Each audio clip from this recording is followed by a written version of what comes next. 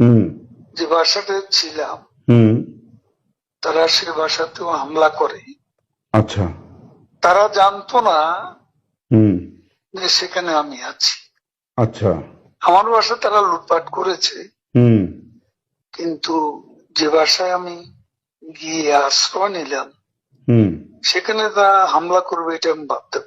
কিন্তু সেখানেও দেখলাম যে অনেক আহ লোকজন হুম। ঢুকে পড়ে এবং তারা ভাঙচুর, লুটপাট হুম। করতে থাকে। হুম। আমি আমার স্ত্রী সহ আমরা বাথরুমে ঢুকিয়ে যাই। অনেকক্ষণ ছিলাম, প্রায় 5 ঘন্টা।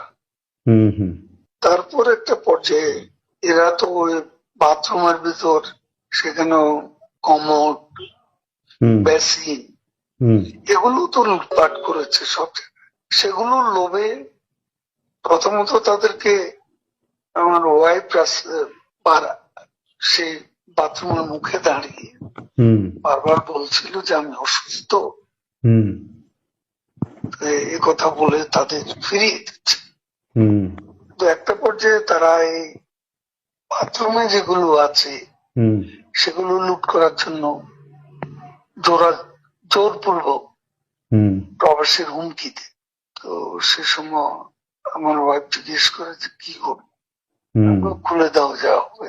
তারপরে সাত আট সাত আট জন ছেলে ঢুকলো, তার খুবই আক্রমণাত্মক দৃষ্টিভঙ্গি, হুম। মনোভঙ্গি নিয়ে। হুম। তখন হঠাৎ তারা আমার দিকে তাকায়। হুম। আমার দিকে তাকিয়ে আপনি নেত্রী চলে গেল, আপনি জাননি কেন? আমি কিছু বলছিলাম। তারপর এই ছেলেদের মধ্যে কি ভাবের উদয় হয়েছে জানি না, হুম। তারা আমাকে বলে আপনার ছবি তুলবো।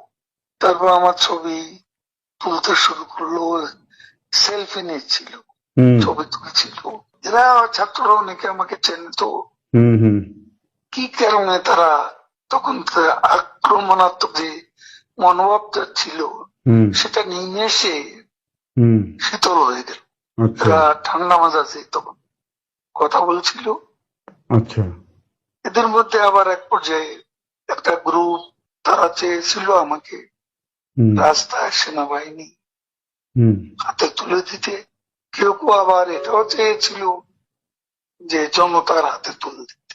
হুম। এটা অবশ্যই তখন একটা মানসিক ভাবে হুম। ভেতরে ভেতরে হুম। ভেঙে পড়েছিলাম। হুম।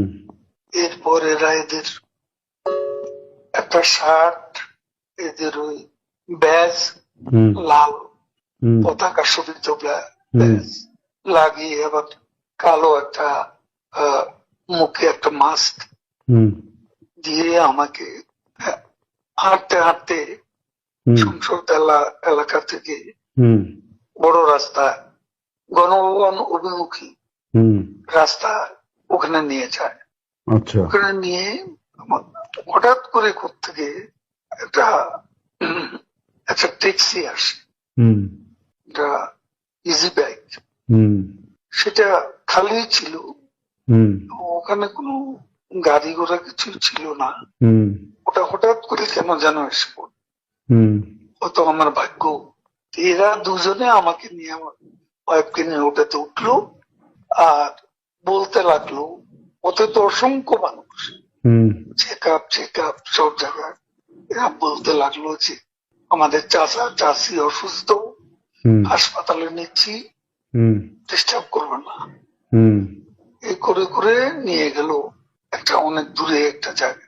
তো এটা হলো, ভাবতেও পারেনি ওরা যখন বাথরুমে ঢুকলো যে বেঁচে